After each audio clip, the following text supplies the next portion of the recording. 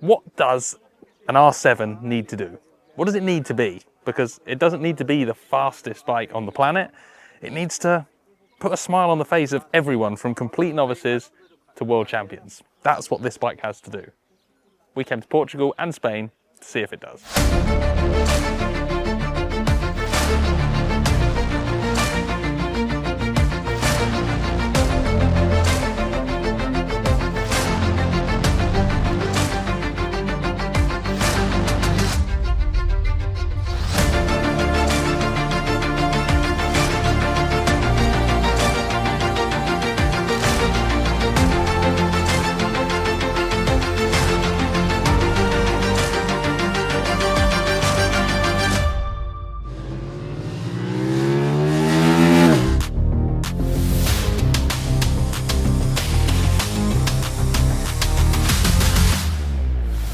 The talking is done, the looking at PDFs is done. It is time to go and ride the new R7. Again, lots of detail changes, nothing huge, but actually when you start trawling through it all, there's quite a lot of little bits that are going to make a difference. Differ frame, try and make the bike a bit sharper steering, a bit more stable when you're riding it, full sports bikey. And likewise, they've got the same spec suspension, but they've revalved it, resprung it, aiming to give it a little bit more kind of support and control when you're riding quick. There's updates to the electronics as well. It's an R7, so you're not exactly leaning on the traction control of the bike like this, but they've got a Generation 2 IMU fitted, inertial measurement unit, and that's there to basically make the slide control and the lift control and the backing in control and all the various rider aids work a bit better. Importantly, you've got a track ABS mode now, so you can switch off the rear ABS, which is really good for doing skids into corners, but more importantly, it means when you're braking hard on track and the rear wheel starts to lift,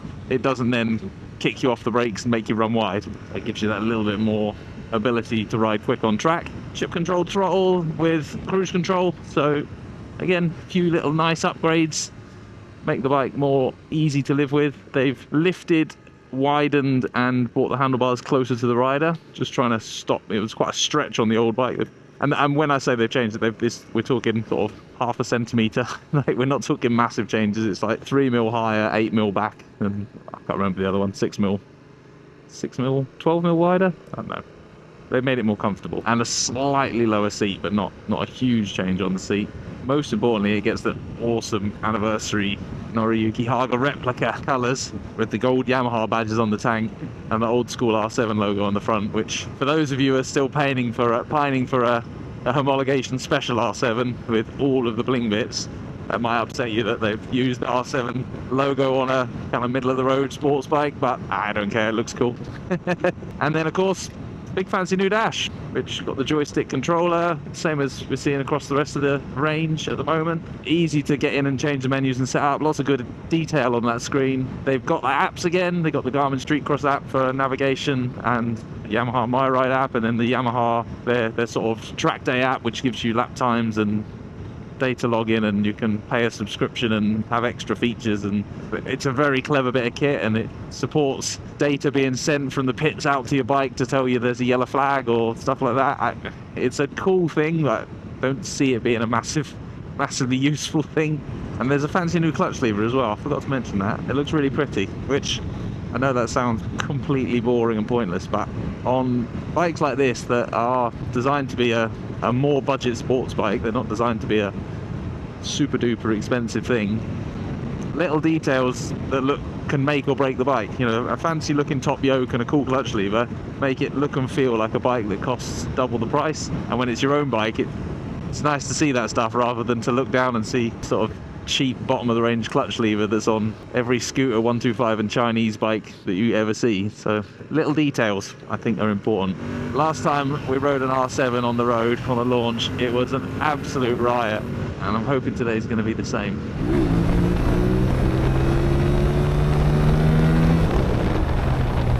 Yamaha's made some changes to the throttle, the calibration and the engine. It's actually got a little bit more low down torque now. Same peak torque figure, but they filled in the bottom and trying to smooth out some of the holes, give the bike a little bit more go from low revs. My name is Chris and I like motorbikes. There you go, I've said it, I confess. And guess what? the new R7, I like that too. For me, an R7 needs to treat a range of riders the same way. It needs to make the complete novice, the nervous, the new rider, it needs to make them happy. It needs to cosset them and look after them and ease them into the world of sports bikes and track riding. But then it needs to be exciting and not boring for someone who's been doing 10 track days a year or raced Europeans or done whatever. It's got to look after a huge range of riders, which is no mean feat. Do you know what? I think they've done it. The R7 has just been evolved. It's kind of the Yamaha way. They come out with something pretty bold, pretty radical, and then they just nibble away at it for the next 5, sometimes 10 years. The R7 has had, on the face of it, not a huge amount of change, but when you start looking into the details, there's lots and lots of small tweaks, slight adjustments to the handlebar position to try and make it a bit more comfortable on the road stuff without compromising track. It's got a stiffer frame to make it more stable when you're riding it hard, and again, they've got to try not to compromise looking after people when you're riding slow or in wet conditions. Around the bike, they've got the chip controlled throttle, it's got cruise control, it's got the new TFT dash, which has got all of the functionality in the world. There's a whole host of rider aids on there now, boosted by a kind of Gen 2 IMU system, which gives it a little bit more data, a little bit more knowledge, and lets it do a better job of traction control, ABS, lift control, slide control. Now, in all honesty, lift control, slide control, that's R1 stuff. It's cool to have it on this bike. It's not something you're really leaning on all the time, but good ABS system and good rider modes to give a different feel to the engine for different conditions, I think that's important, and this bike does a really good job of that. You can now turn off the rear wheel ABS, which lets you slide around a little bit more.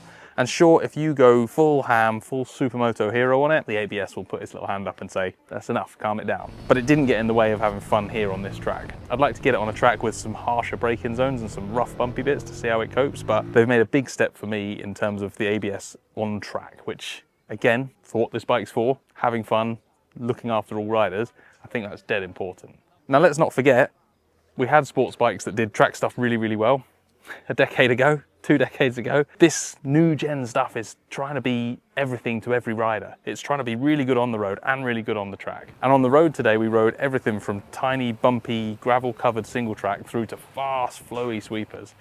And the R7 was just fun. It was just a great fun bike. It's got a decent range of power throughout the engine's revs. The gears sometimes feel like there's a big jump from second to third or third to fourth or fourth to fifth, but the flip side of that is you've got a bike that drives hard off of an apex, pulls away lights and junctions well, but then when you're sat at 70 and a bit mile an hour, you can put it in 5th and 6th and it shuts up. It's not buzzing its head off. There's lots of bits about it where you're like, oh, it would be a bit more sportier if you did this, but I think it's really important to reset back and remember what happened when we had fully hardcore, sporty, middleweight road bikes.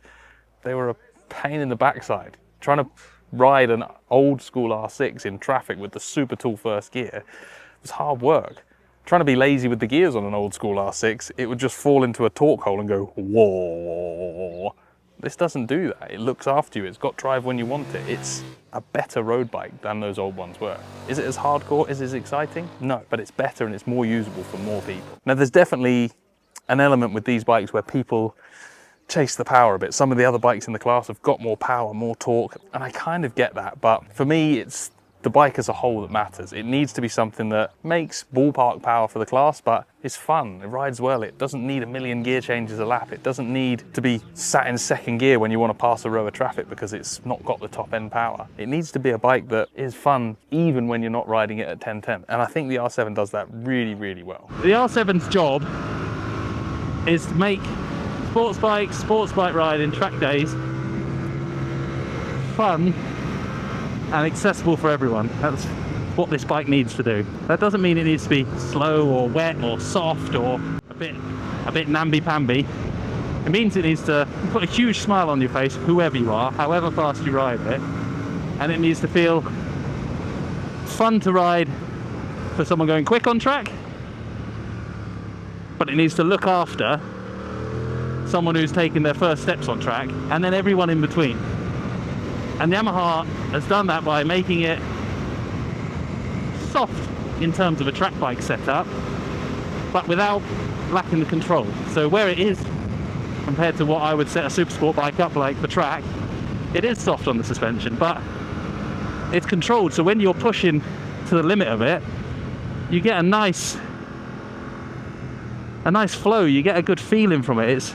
It's moving around a bit, but that kind of makes you feel like bit of a hero because you get that fun out of it. And in doing so, they've made a bike that will look after anyone who wants to take it on track. And I think that is exactly what this bike needs to be. Would I buy one as my own personal track bike? No, I'd buy an R9. But if you're looking to get something that is fun on track and you want to do your first track days and start moving into the sports bike world, I think the R7's bang on the money. And if we can cap all of that stuff off, a sports bike should be something you open the garage at and go, oh, look at that. I think it does that pretty damn well. New R7. Big thumbs up from Chris.